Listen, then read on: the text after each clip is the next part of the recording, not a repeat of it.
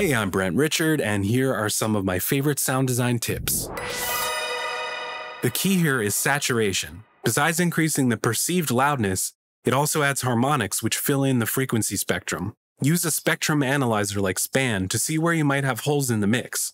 Besides, our ears get really tired by the end of the day, and it's good to have an analyzer to give you some objectivity when you can't always take breaks. And I condone saturating everything, but it's not without some caveats and trade-offs.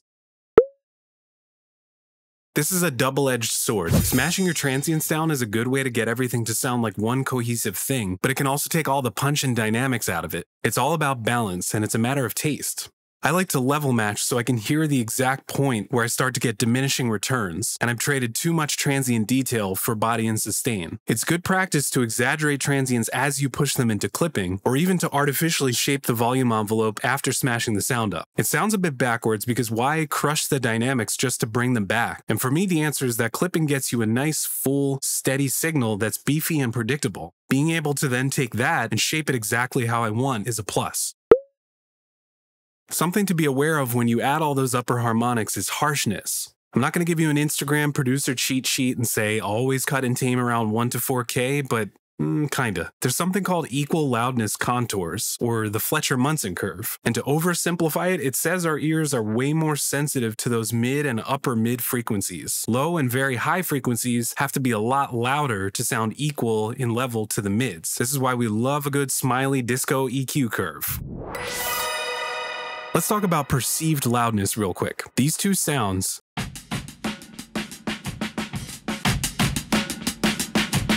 are both peaking at 0 dB, but one is very obviously much louder sounding than the other. Because loudness has much more to do with the average level, the sustain and body, than it does with peak level. So again, saturation is what can give you that density and increase in average level. There's a finite amount of space in the frequency spectrum. That means there's not always room for everything everywhere all at once. This is the same reason people sidechain kick and bass. You duck things out of the way to give space for the kick to punch through. So think about what the most important element is at any given time. Is this character taking up 95% of the screen? I can probably duck everything out of the way momentarily to shine a light on this part. I could do this through sidechain compression or manual volume automation. How much you duck everything out is very much a matter of taste. When it's very heavy, it comes across very processed and stylized, and you want to use it very sparingly. Ducking a lot less can be subtle to the point where no one even notices the other sounds went away. First of all, shout out to Noah Citron for this tip. There's a lot of different ways to do it, like with multi-band compression or gating, but my favorite is to take a transient shaper like Neutron, and you create a band in the very low frequencies and pull the sustain way down. The result is you end up with a very tight, clean, and controlled low end, and affords you a lot more headroom.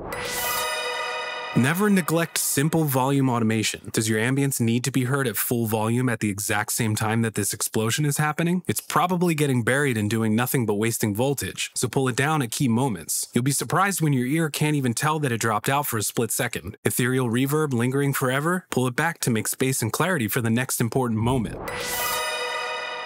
So many sounds can be collapsed to mono or near mono. This is how you sell spatialization. Is it at a focus point in space, or is it kind of nebulous and just everywhere? More elements than you think can be in mono.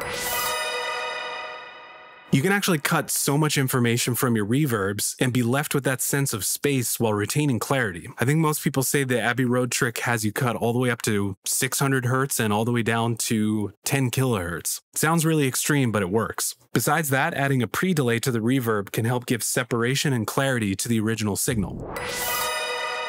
Part of processing when it comes to sound design is striking a balance between body and transient, punch and sustain. It's very much a matter of taste, but in my workflow, I really love to process the transient and the body as two separate things. For instance, I might start with a punchy sound, add some extreme transient shaping, and then as much clipping as I can get away with. And then for the body, I'm doing super heavy compression to bring out the detail and sustain. So one piece is all about a poppy transient, and the other piece is all about density, which are sort of at opposite ends. You piece them together and you have the best of both worlds. Alright, that's all I got for now. Thank you for watching, and goodbye!